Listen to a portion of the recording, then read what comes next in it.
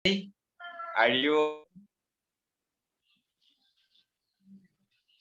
Assalamualaikum warahmatullahi wabarakatuh. Baiklah teman-teman, pada hari ini kita akan membahas tentang diskusi cerpen kita, yaitu analisis cerpen, di mana dalam hal ini kita juga sudah saling membaca cerpen tentang Istriku, Madame Hearst, dan Sang Raksasa. Nah, jadi pada cerpen ini ada beberapa kesimpulan mungkin dari teman-teman yang bisa diambil dari cerita yang telah kita baca bersama. Tapi sebelumnya di sini saya ingin menggambarkan secara ringkas dan singkat tentang alur cerita dari Istriku, Madame Hearst, dan Sang Raksasa. Jadi cerita bermula ketika istri dan seorang sepasang suami istri yang sedang pindah dari suatu tempat tinggal yang lama menuju tempat tinggal yang baru, di mana mereka tinggal di suatu apartemen. Nah, kemudian ketika istrinya itu merasa tidak mempunyai teman, suaminya pun menyarankan untuk mencoba mendekati para tetangganya. Dalam hal ini, mereka akhirnya kenal dengan Madame Hearst, kemudian mereka saling berkomunikasi dan saling berinteraksi secara sesama mereka. Dan ketika itu ada terjadi suatu permasalahan ketika tiba-tiba Madame Hearst ini tiba-tiba menghilang. Nah, inilah yang menjadi pembahasan dari sepasang suami istri tersebut tentang apa yang terjadi pada Madame Hearst ini.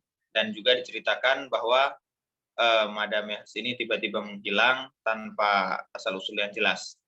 Mungkin secara garis besar demikianlah cerita yang sama-sama telah kita baca. Mungkin teman-teman ada yang ingin berpendapat bagaimana sih dari cerita yang telah sama-sama kita baca ini. Mungkin dari Dian dulu.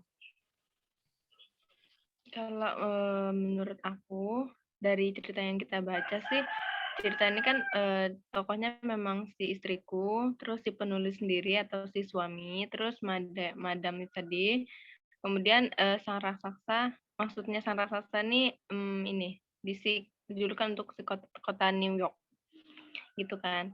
Nah, terus juga dari ceritanya ini lebih ke interaksi antara istriku dan juga madam.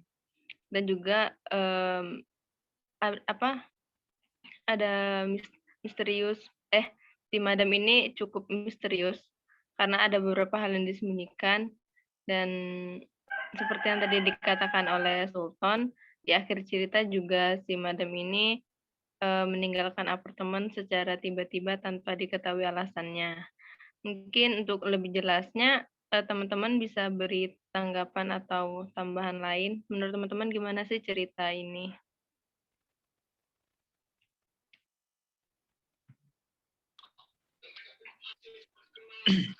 Kalau dari alur ceritanya sendiri, kira-kira menurut saya alurnya maju karena tentang membahas tentang kisah setelahnya gitu kan.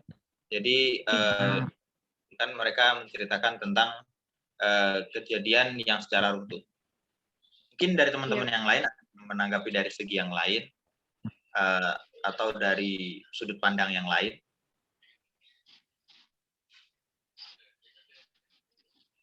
Oh, ya menurut aku juga sih untuk karakter si suami dan istriku ini tipe yang ini ya, suka membahas suatu hal menggunakan entah itu teori atau itu pendapat mereka bagaimana, termasuk kan si istriku tadi itu di apartemen tidak berinteraksi ya dengan tetangga sekitarnya. Jadi dia juga menceritakan hal itu kepada suaminya, menurut kamu bagaimana, terus solusinya bagaimana, seperti itu. Iya, juga kan suami istrinya ini sebelumnya bertempat tinggal di suatu perkampungan mungkin ya. Jadi mereka itu merasa ya di Indonesia gitu kan. Jadi interaksi mereka itu cenderung lebih bersosialisasi dengan orang lain. Jadi ketika mereka tinggal di New York, mereka menemukan sesuatu yang berbeda dari yang di Indonesia, makanya mereka mencoba mengenal tetangga sekitarnya. Dari kalian gimana, Le? Nah, kalau dari aku sendiri, untuk melihat cerpen ini dari awal mungkin permasalahannya itu adalah ketika mereka pindah ke apartemen, selama 3 bulan sang istri itu merasa kesepian karena tidak memiliki tetangga yang ia kenali. Lalu ia meminta suaminya untuk menuliskan nama-nama tetangganya supaya ia sedikit kenal. Nah, dalam cerpen ini juga ada beberapa pertanyaan sebenarnya yang kita kita coba ingin jawab di sini sebenarnya. Saya udah membaca pertanyaan di halaman terakhir. Di sini saya menuliskan bahwa yang kita pertanyakan adalah apakah Madam itu orang yang tidak waras, orang yang kesepian, atau hilang diculik, atau bahkan ia rujuk kembali dengan Erik. Nah, sebelumnya Erik ini sendiri adalah orang yang ia sayangi, orang yang Madam sayangi. Dalam artian Erik ini adalah suaminya. Dan setiap orang atau setiap apapun yang ia sayangi, ia namakan sebagai Erik. Nah, di sini juga ia mempunyai hewan peliharaan yaitu anjing Chihuahua yang ia namakan Erik. Nah, di sini kita juga mengenal di sini ada Ramirez. Ramirez ini sendiri adalah petugas di apartemen itu sendiri.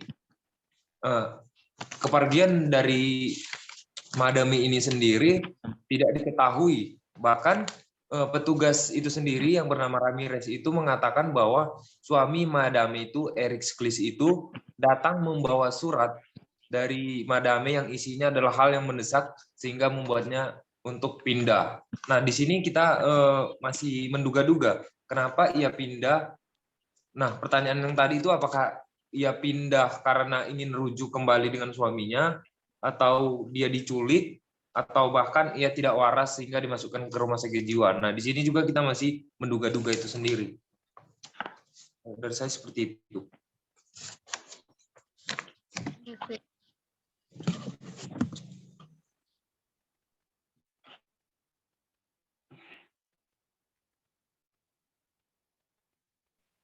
Mungkin dari teman-teman yang lain ada tanggapan. Hari, gimana menurutmu tentang sudut pandang dari si Madame ini? Oke, baik. Mungkin kalau dari pendapat aku yang aku baca, tadi kan ada disebutkan dari saudara Valen nih ya, bilang kalau dia itu bisa jadi tidak waras atau dia diculik ataupun yang lain-lain. Mungkin kalau kita lihat dari ceritanya, itu kan Madam ini sikapnya itu seperti orang tidak waras, yang mana dia mengajak bicara hewan, kemudian dia tiba-tiba datang ke rumah orang yang baru, terus minta untuk berlatih yoga. Bahkan ada seseorang yang di apartemen tersebut bilang kalau dia memang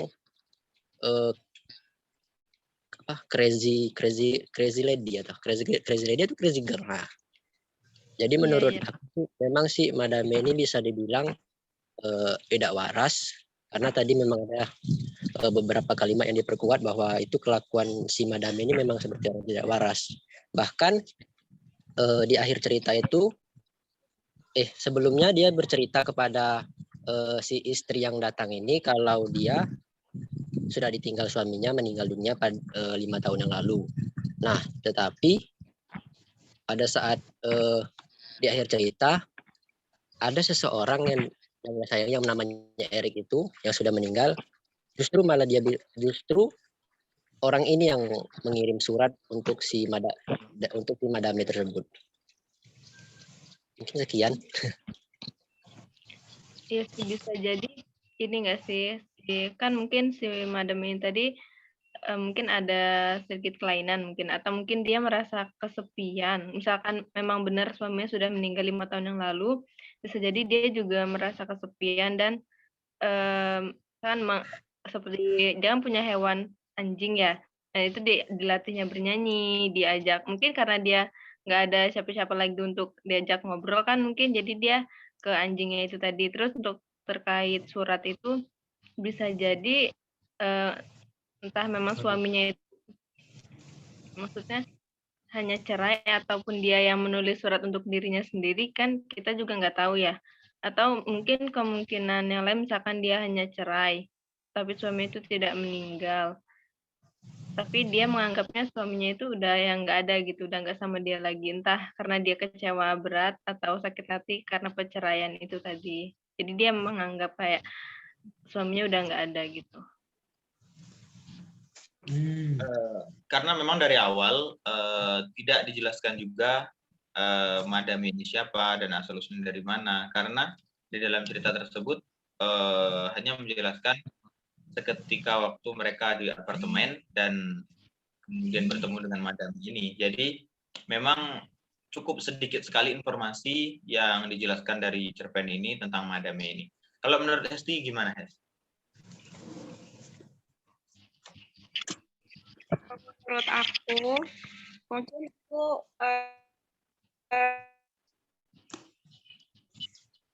cuman sekali baca cerpen paham, karena kan kita cuman beberapa bab aja yang kita baca, nggak keseluruhan ya. Menurut aku cerita cerpen ini tuh diambil dari sudut pandang orang ketiga, dimana kan ini istrinya tetangganya kan menceritakan tentang madame yang memang tetangga baru ya kan. Mungkin kalau dibilang madame ini orang yang misterius itu menurut aku sih iya, karena semenjak ditinggal sama suaminya, entah itu tentang perceraian kah atau memang ditinggalkannya, itu kan belum diceritakan dengan jelas. Dan juga madame kan memang punya chihuahua sama burung ya, yang dinamai itu Arik. Mungkin karena kehilangan atau memang pengen menghibur dirinya sendiri, madame itu ngasih nama hewan-hewannya itu dengan nama Erik gitu ya. Terus juga kalau misalkan dibilang madame itu orangnya introvert, itu juga nggak tahu, karena dia ini kalau di apartemen kan orangnya memang tertutup dan juga nggak tahu nama-nama tetangganya, apalagi dia kan harus hafal nama tetangganya gitu kan. Ya jadi gitu sih menurut aku.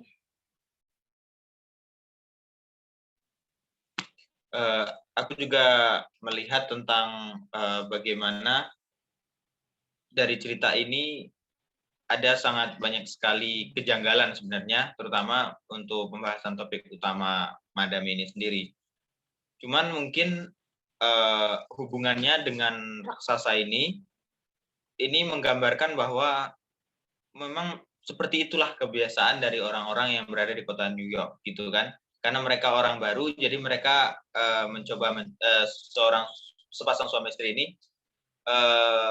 ingin mencari tahu gimana sih tentang masyarakat di kota New York. Jadi mungkin itulah sebagai gambaran dari wujud kota New York yang orangnya itu kebanyakan tidak saling mengenal sesama lain gitu ya. Kalau menurut Putri gimana, Put? Saya setuju sih sama teman-teman lain ya mengenai madam, yaitu antara dia orangnya serius, dia orang misterius atau orang yang kurang gitu. Kalau dari lihat dari sisi misteriusnya itu, dia kan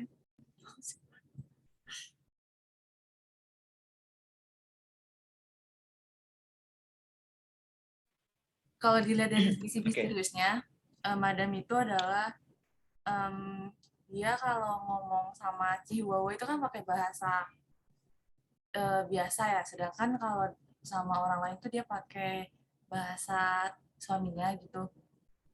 Kalau untuk menduga kalau madam itu kurang itu dari dia mengajak Chihuahua itu bernyanyi, terus dia manggil Chihuahua itu nama Eri, seperti itu. Terima kasih.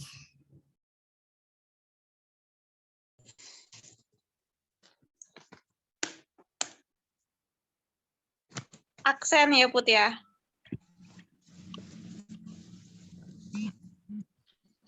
Oke, mungkin kalau dari gambaran cerita kita mungkin sudah menjelaskan cukup runtut ya untuk tentang siapa sih suami ini, siapa madam ini. Mungkin dari diri yang kita belum bisa menilai sebenarnya kenapa sih kota New York harus disebut sebagai raksasa gitu oleh sepasang suami istri. Ini terutama yang istrinya ya, karena di awal cerita istrinya berpendapat bahwa kota New York itu adalah bagaikan raksasa yang sangat mengerikan dan bisa menelan siapapun yang telah masuk ke tempat itu gitu. Jadi menggambarkan New York ini sebagai raksasa. Kenapa kok disebut di situ sebagai raksasa? Mungkin dari teman-teman ada pendapat?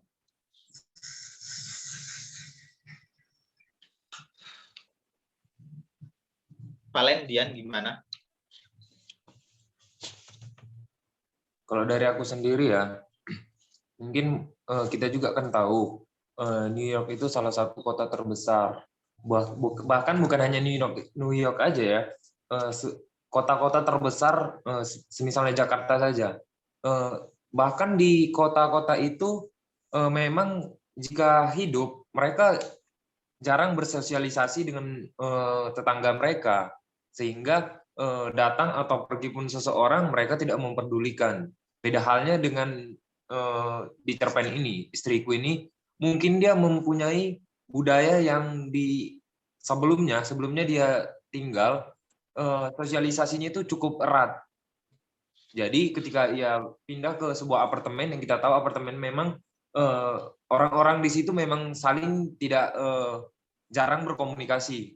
Karena di sana rata-rata mereka orang-orang sibuk, mereka hanya datang untuk beristirahat, paginya mereka bekerja, pulang sore atau malam, mereka beristirahat. Itu juga sedikit kurang. Nah, mungkin disebutkan di sini sang raksasa adalah kota New York itu sendiri, karena kota itu kota yang besar, sehingga siapapun yang datang dan pergi itu tidak bisa diprediksi atau kita tidak bisa bersosialisasi lebih jauh tentang siapa orang yang tinggal di sekitar kita, karena sangat banyaknya penduduk, sangat banyaknya orang yang berada di daerah tersebut, sehingga kita memiliki sosialisasi yang sedikit kurang. Kalau dari saya seperti itu, Sultan. Baik, karena juga memang ya kalau di kota itu, saya juga sependapat dengan Valen, mungkin disebut sebagai raksasa yang mengerikan itu karena kita tidak bisa saling mengenal siapa orang yang di dekat kita, yang dimaksud yaitu tetangga kita sendiri. Padahal sudah sering kita dengar kita berdekatan, terus tanpa interaksi, jadi kita tidak bisa mengenal siapa sih dia gitu kan. Dan juga di sini di akhir cerpen ada mengatakan suami yang mengatakan gini, aku melihat keluar jendela, ribuan pencakar langit kelihatan seperti gunduk-gunduk bukit yang hitam, kaku, dan garang. Nah, di sini saya mencerna bahwa suaminya itu seperti melihat, oh ini loh kota New York gitu, dengan ribuan gedung-gedungnya yang besar bagaikan bukit yang menghitam jika dipandang dari bawah kan, terlihat hitam dan kaku dan garang. Jadi di balik itu semua terdapat sesuatu yang sangat mengerikan yang membuat kita sendiri jika di kota memang harus bisa selalu waspada dan selalu menjaga diri kita. Mungkin itu amanat dari saya. Mungkin dari teman-teman yang lain ada yang ingin menambahkan?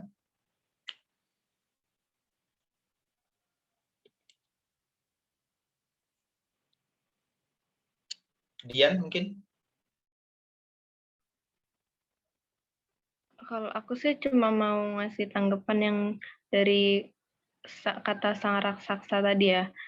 Ya kalau aku pikir dari judulnya kan istriku, Madam Sklit dan sang raksasa. Nah dari cerita yang diceritain oleh ini kan ceritanya ditulis oleh si suami dari istriku tadi kan. Nah karena dari sudut pandang si suami ini, yang mana mereka tuh pindahan dari Indonesia ke kota New York, itu juga terbatas sih informasi atas Madam tadi. Itu tadi mau sempat aku sampaikan sih. Nah, jadi dari kejadian si misteriusnya si Madam, menurut aku mungkin maksud dari sang raksasa ini yaitu tadi misalkan si sang raksasa ini menelankan ibaratnya kalau di kota New York yang besar itu satu orang itu kan kecil ya. Jadi misalkan taruhlah si sang raksasa yang besar maka menelan satu hal kecil itu kan nggak kelihatan. Jadi maksudku dari jadi hilangnya Madam itu tadi itu benar-benar hal yang misterius dan nggak kelihatan di kota New York itu tadi. Menurut aku istilah sang raksasa mungkin itu sih, karena yang aku pikir berkaitan dengan judul ceritanya. Terus juga kalau untuk kesimpulan ceritanya sendiri, kalau aku lihat dari sudut pandangku yang sederhana, ini mungkin kalau di kota itu kita tetap memiliki kewaspadaan karena kan di kota termasuk orang yang multikultural sudah bercampur, tapi tetap menjaga sosialisasi atau berinteraksi walaupun hanya ke tetangga sebelah rumah karena kita kan sebagai makhluk hidup perlu sebagai makhluk sosial itu tetap membutuhkan bantuan orang lain. Jika kita tidak mengenal orang lain, ya bagaimana nantinya seperti itu. Oke, terima kasih Dian. Mungkin cukup jelas ya teman-teman tentang analisis cerpen kita. Mungkin ada sedikit tambahan dari teman-teman yang lain? Mungkin aku bisa sedikit tambahan. Ya, Valen. Mungkin kalau dari aku sendiri sih amanatnya itu yang pertama itu di sini aku ngebaca dan amanat yang aku dapat itu adalah hidup itu butuh sosialisasi karena di dalam cerpen ini juga sebenarnya sang istri ini memang ingin bersosialisasi dengan tetangga mereka sehingga ia terlalu mencampuri atau mengikuti kegiatan-kegiatan orang lain yang berada di sekitarnya. Dalam hal ini kita sebut saja Madam Misklis ini yang terlalu diikuti sekali oleh sang istri ini. Mungkin karena ia memang butuh teman atau butuh tetangga untuk bersosialisasi lebih jauh lagi. Lalu kedua di sini, terkadang kita juga tidak harus mengetahui masalah orang lain.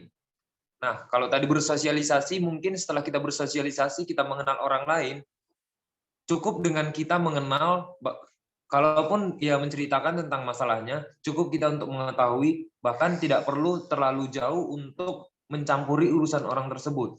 Karena di dalam cerpen ini sendiri juga, kita melihat bahwa sang istri ini terlalu ambisius sekali untuk mengetahui masalah-masalah yang ada di sekitar ia. Makanya dalam hal ini juga sang suami dan istri ini sedikit berseteru tentang kehidupan Madam Misklis ini, dengan artian ia yang pergi atau menghilang dari apartemen itu, sehingga membuat sang istri ini semakin antusias untuk mengetahuinya.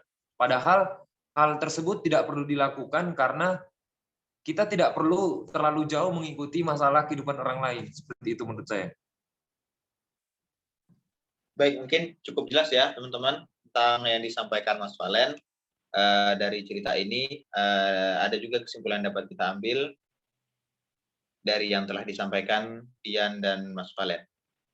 Mungkin teman-teman demikianlah pembahasan diskusi kita tentang cerpen yang telah sama-sama kita baca, yaitu berjudul Istriku, Madame Misklis dan Sang Raksasa. Mungkin demikian dari saya tutup. Assalamualaikum warahmatullahi wabarakatuh. Waalaikumsalam warahmatullahi Warahmatullahi wabarakatuh. wabarakatuh.